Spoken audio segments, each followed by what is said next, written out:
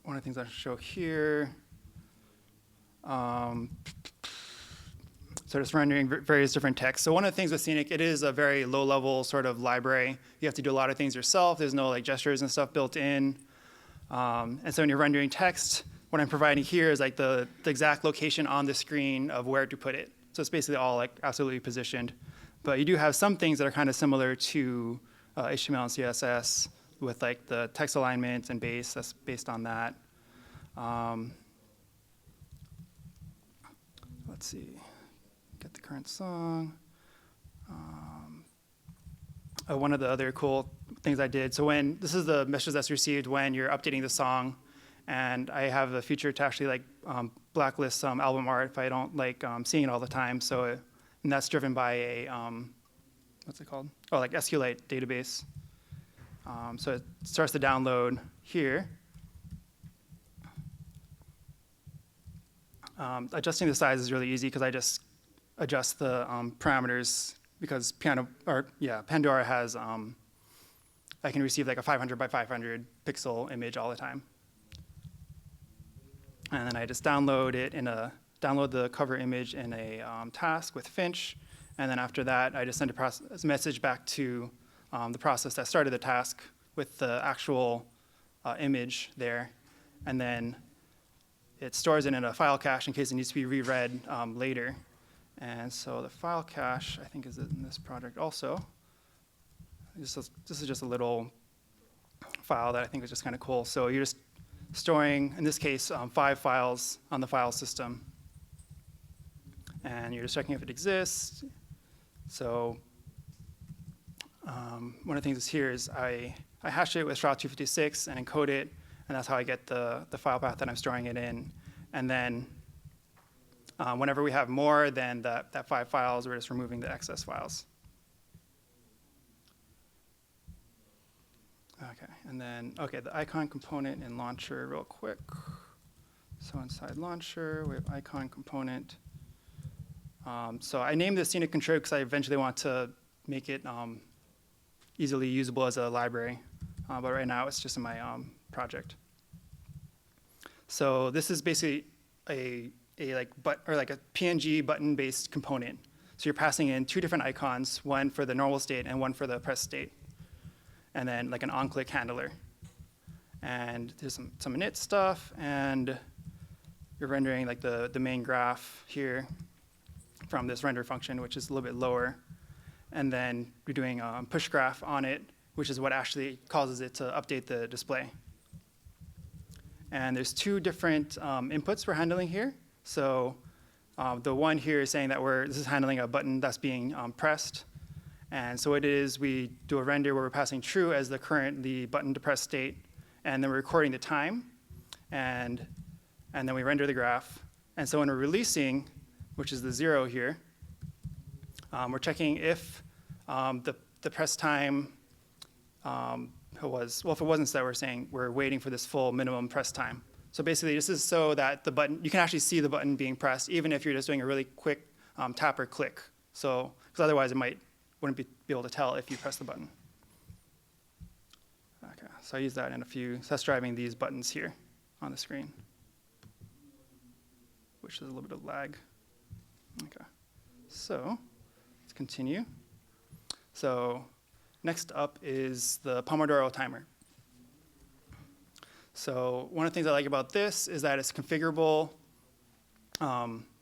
which means that, like, okay, maybe I'm going to be working for like a normal 25 minutes, or maybe I want to work for only 15 minutes because that's all the time I have before lunch. I can just hit the plus and minus buttons there, and it'll increase and decrease the time respectively. And then also something that I added that I like, that I don't know if many Pomodoro timers have, is what I call a limbo mode. So when the timer gets down to the very the end of your Pomodoro, it goes into limbo mode, because I find that many times I'm actually still working during that. And I don't know if I'm resting, and I kind of basically don't want that to count against my rest time, because I'm not actually resting yet. The Pomodoro time plays like some sounds for the transitions. I find that kind of helps me get into the zone of like, okay, I'm starting to work, and at the end, it also reminds me, okay, like it's time to stop and take a break. And it's also logging every Pomodoro to an SQLite database. on the Raspberry Pi. OK, demo of that. See if this is still connecting here. Oh, you can actually hear the sound. It's not. It's counting over here, but not over here. There. OK, so it's just the Wi-Fi is not the best at conference centers, which is too bad. OK, so there's that. And then I can do plus and minus here. So I'll just go down to 0 to kind of show the transition of at the end of a Pomodoro. And you can kind of hear that. So this is limbo mode, so you don't know like what you're currently doing. You may be working, you may be resting, who knows. But at the end of that, once you're ready to rest, there's a little break button over here. And so you hit that, and then you start your coffee break or whatever it is, and you get a nice little coffee cup up there. And once you're done with your break, you hit reset, and then you're ready to start all over again. Here's a little system diagram of it. It's relatively simple. The main thing is this Pomodoro Timer gen server. So there's one instance of the Pomodoro Timer that's running for the whole application.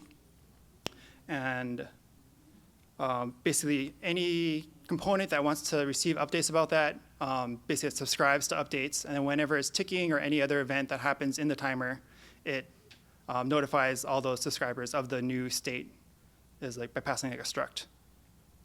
And Pomodoro UI is then responsible for playing the sounds out of the headphones for those transitions. Some interesting code. Let's see. The cool thing about the sound player is using Muon Trap to make sure you don't have any zombie processes.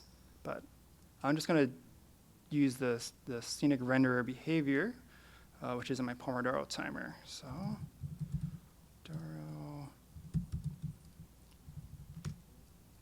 OK, so this is something I like for Scenic because in Scenic, one of the things that's a little bit annoying, at least for me, is that when you're doing an initial render, you're rendering like your full graph. But then when you go to do an update, you're doing like a graph.modify, and you're passing in the ID of the component you're trying to re-render. So what the Scenic Renderer behavior does is a Elixir behavior that abstracts that away for you. So there's 4 callbacks: ID, init, and draw. And so ID is just returning the ID. Let's see. So init is just basic initialization of your component state and doing the initial rendering. And inside, and then whenever this component is receiving a message via handle info, it's basically just forwarding that on to your actual implementation module here as handle message, so you can handle it. And that's so that you can either do like a normal, the component can say, OK, for this update, I do want to redraw my state. And it tells this behavior that, and the behavior will call draw on it to redraw that state. And then update the graph again with pushGraph. And here's the actual draw method. So we're getting the ID, and we're checking if the graph already has that ID in there. If it doesn't, this is the first draw, so we're just drawing. Ignore this workaround. It might not be needed anymore. I'll have to check. But if it does already exist in the graph, so there's something with that ID, then we're doing graph.modify and replacing that instance of the component with a new instance.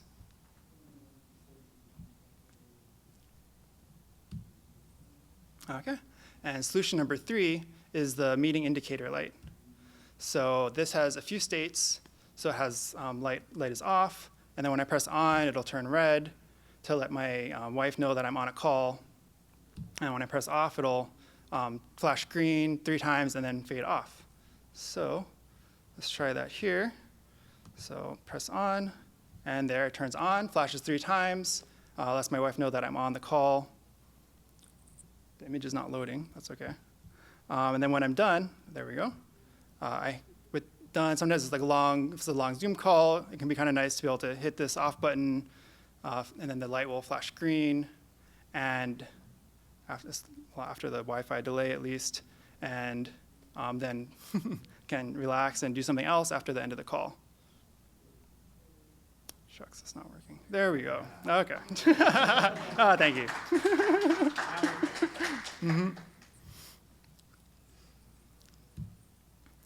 so here's the, and there it fades off. Here's the kind of diagram for that. The main thing is the Raspberry Pi 3 has a built-in Bluetooth module. It's connecting to this Govee H6001 Lite, which is actually pretty cheap. It does only Bluetooth. It's on Amazon for like $13. I'm using the BlueHeron library, which is nice to use. This is one of the use cases that's well supported by it, at least. It only supports Bluetooth low energy, which thankfully is what we need for this. There are a few applications that make up this meeting indicator light. I probably could have consolidated this if I wanted to, but I don't know. I was playing around with different abstractions and ways of structuring projects. So the top level one is Govee Phoenix. So that's a Phoenix interface, which you may realize you haven't actually seen yet. So I'll show that in a second. There's also Govee Semaphore, which is what is actually controlling all the timing of the lights, saying like, okay, this is the color green we want, the color red, this is how it's going to flash. And then Govee is a low-level library that you can use, that anybody else could use to interact with a Govee LED. And okay, so Govee Phoenix is the next tab over. So here's a very simple Phoenix UI. You can choose the, let's see, I think brightness next, brightness, and then color. So you can just change different colors here, figure out what you want. Something I like to do at night is to actually set it to like a sort of purplish pink color, so I can, because I also play games in my office at night to relax. So it's kind of nice to create a little bit of a different ambiance for that time. And no, let's not do that. Okay.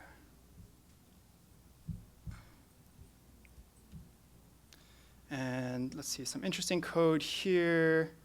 I'll just do the common commands on Govee. Processes, Govee, common commands. Okay, so this is the part of the core Govee library that lets you send colors to this LED.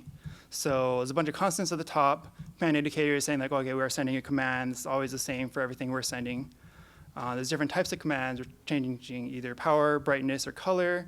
I don't currently use the timer feature, and we're actually just using the manual mode, but the Python code that we were importing this from, or porting this from, defined these, so I figure I'll define it for future use.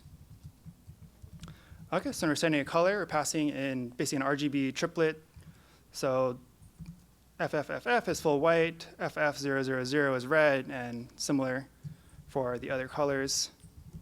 One of the interesting things about this bulb is that it has a full set of white LEDs that are separate from the colored LEDs, so that somewhat leaks out into the API we use to call it. So when we're building up this binary, first thing is, okay, we're going to say it's, okay, we're sending a color command to it. The LED mode is manual, so that's this first byte here, passing RGB as 3 bytes, I believe, and then we're saying we're not using the white LEDs because we're trying to do color here. And then we actually have to pass the RGB again. This is just how they structure it, I guess. It also has, here's like the white things. Basically, this is just building up a set of like common numbers. But I'm not going to show that today, but it's code's in there if you want to take a look later. And okay, so here's build command binary. So to build the binary, we're padding it first, which is just a little bit lower over here. And that's basically just adding zeros onto the end until we get to 19 bytes, or 19 bytes. And then we're calculating an XOR value, and then we just create that as the binary. That's all there is to it. So overall, it's not really too bad in terms of crazy code or anything. And I have a few bonuses. So bonus number 1 is asteroids, which is not going to display well with our constraints on the Wi-Fi, but I will launch it. You might be able to see something happen. Or maybe I'll just have to skip that portion. Or actually, you know what? I did, where does that go? Oh, it's over here, I believe.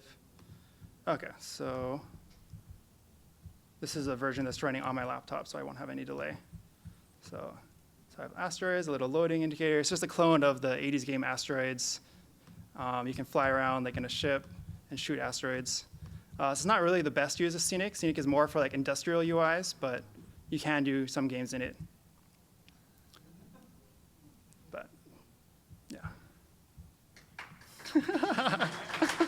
Thank you. Okay, and then bonus number 2 is I have Nerves Livebook running on this device alongside everything else, which I think is just really cool. This just points to an internal IP address. Yes, that's up there.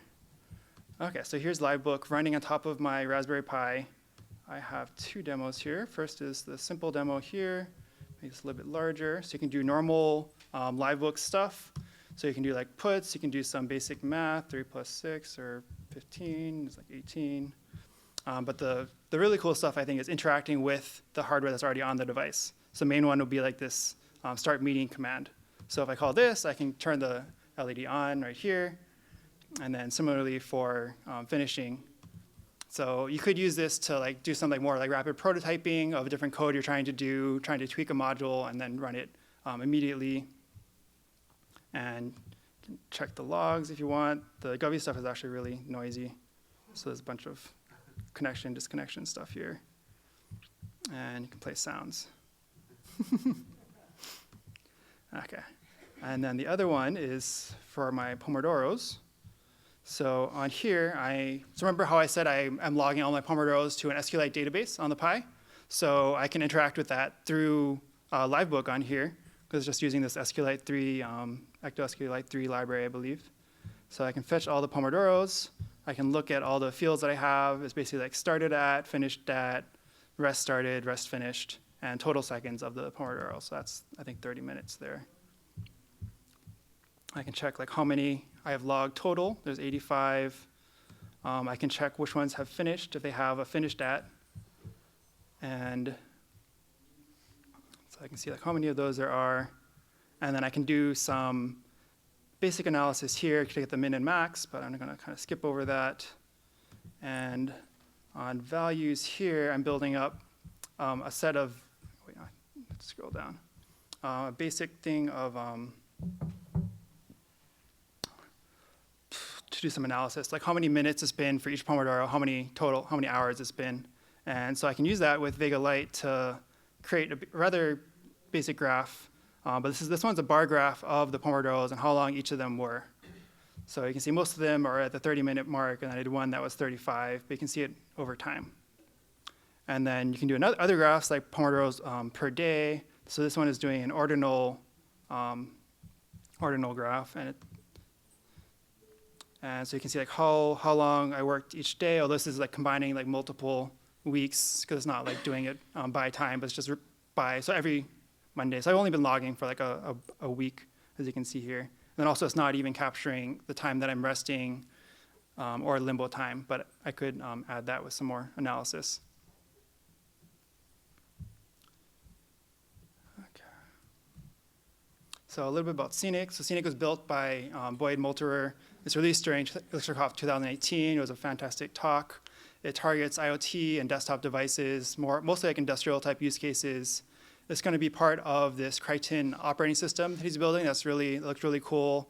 It's like a security conscious operating system. Scenic is currently undergoing a large 0.11 update and rewrite. There's lots of changes there. It's basically almost like a new thing. I think he's getting close to 1.0. So I think after the 0.11 is released, it'll be a really good time to jump into Scenic.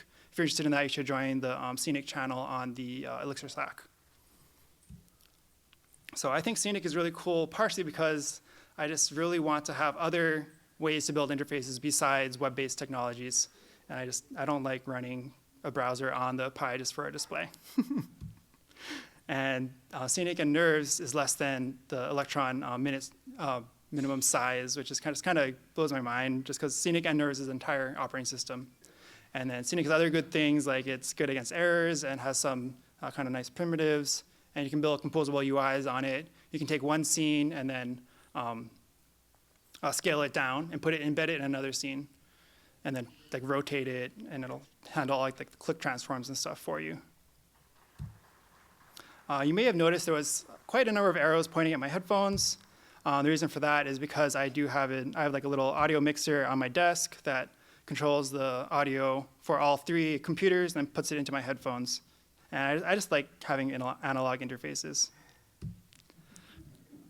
And This is kind of a diagram of that. I have these ground loop noise isolators, because without that you get a lot of static noise, and that took me forever to try to figure out, so I figured I'd include it here to help people. So if you're hooking up multiple computers, you want to look into that. So to recap, I had a lot of fun building software using Scenic and Nerves, using some hardware that I already had on hand from that Nerves training. And it's been able to help my workflow, because I don't have to do context switching to try to find like a Pomodoro app somewhere, or my music, or my meeting light controls.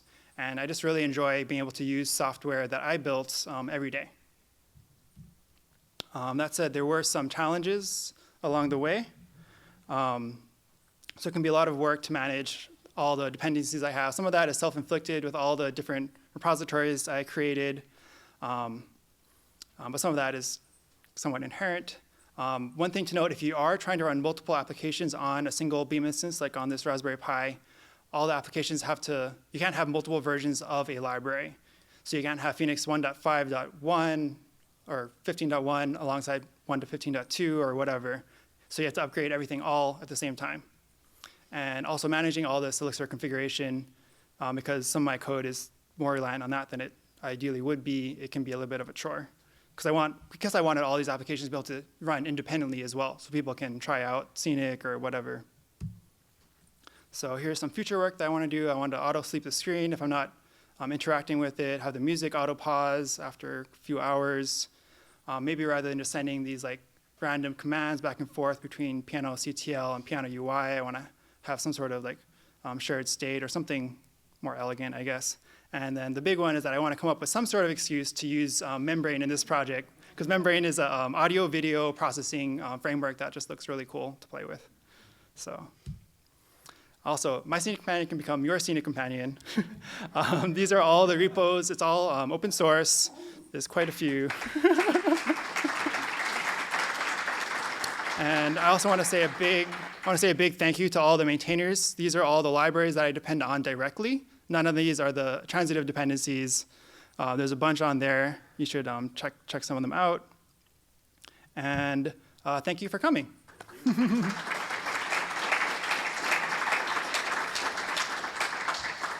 All right.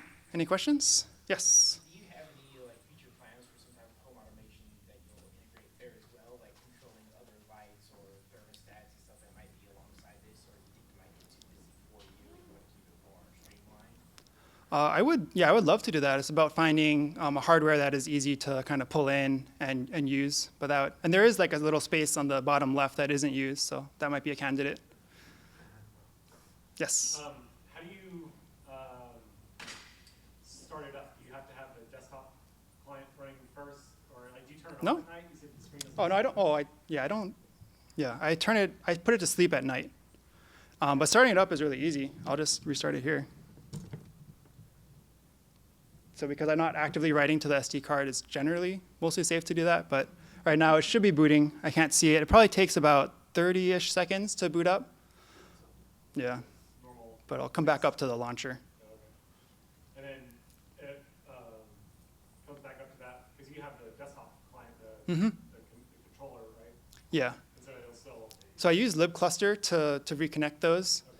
So you connect that for 5 seconds or whatever. Yeah, although, I don't know. I have to look into it. It wasn't working quite right. So I actually just have a little gen server I added that pings to try to connect every 5 or 10 seconds. Do you remember what libcluster strategy you're using? I think it's like EPMD. Oh, okay. But yeah. Any? Okay.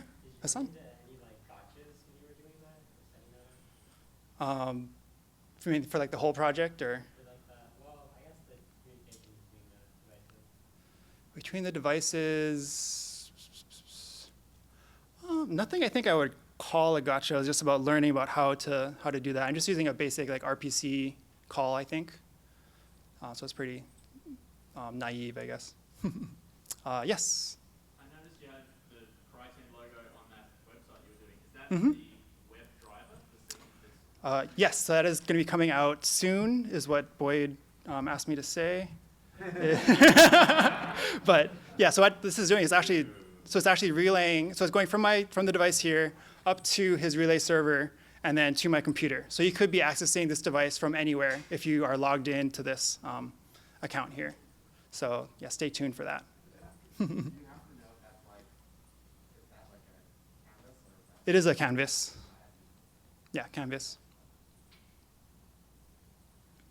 Yeah. What do you do with your 5-minute breaks? I'd like to walk up, go to the look out the window. I'll do dishes. I find that's a nice little something physical rather than mental. So anything that's not mental generally. Do you try to get away from your desk? Yeah, I do, generally. Yes. Think about trying to put piano CTL on the Pi. I have a little bit, maybe about, it can be a little bit hard to run random binaries on nerves, but I think if you were able to statically compile it, it should work. So in that case, it would, yeah. Yes, or What were you using for the color picker for Zoom?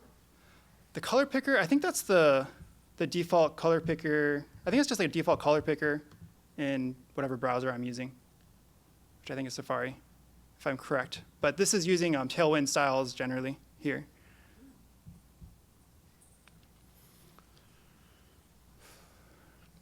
Okay, last call. Any more questions? Okay, thank you.